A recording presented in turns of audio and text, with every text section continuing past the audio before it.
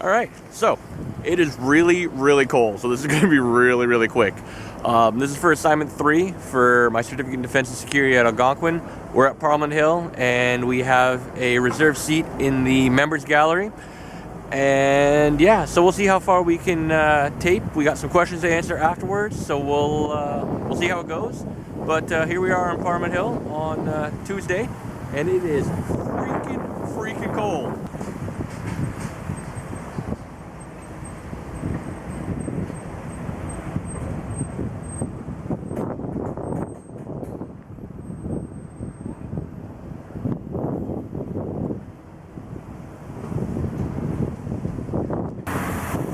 So we'll keep going and see how this goes.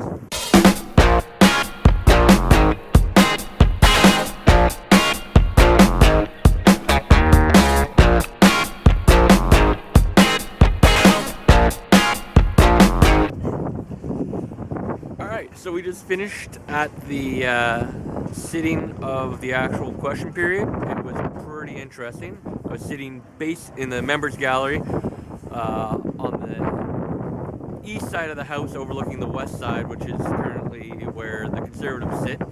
I was sitting almost directly above Justin Trudeau's seat, the Liberal leader of Canada right now.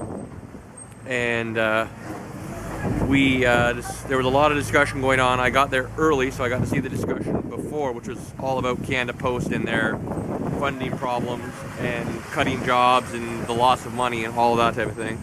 A couple of the discussions were brought up by the NDP about banning the .11 cars. I'm looking at my notes right now. Banning the .11 oil cars, which are part of the reason for the Gigantic accident and also the other accidents that have happened since then. That was brought up, and the Minister of Transport is working on that with the Americans, but the problem is that it's an international vehicle because it's a train, so it crosses borders and transports oil between Canada and the US and vice versa. So they are not looking to ban them, but they're looking for a viable solution to make them safer, and they are working with Transport Canada and the TSB to make everything safer. The next thing brought up by the Liberals was cutting the 6 service centers for veterans. The Conservatives countered with there's 650 service centers in Canada that are actually now working on making home visits to actual veterans' homes and that type of thing. So that looks promising. Next, it was brought up by the NDP about the Canada Jobs Program versus provincial funding and how it's not working very well.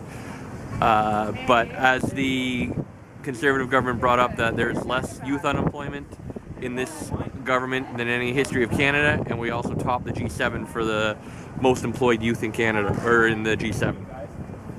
The next was brought up was between there's grain stuck in the prairies right now on trucks or on rail lines, and it was asked of the agricultural minister and the transport minister what they're going to do about it.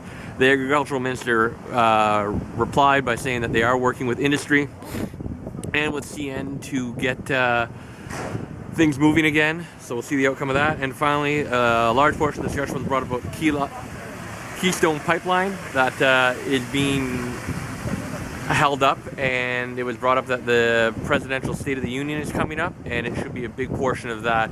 But I can't remember which minister it was now, countered, saying that they've been in discussions with all the governors, all the state representatives, and the United States in regards to the Keystone Pipeline, and that as much as the NDP likes to think that 40,000 jobs are going to leave Canada, the Conservative government is saying that they will not. But that's about it for me. My hand is freezing. I'm freezing. I'm going to put a toque on and some gloves here. But that's my assignment. That's my report. And yeah, it was really fun, really interesting. I will definitely have to do this again for sure.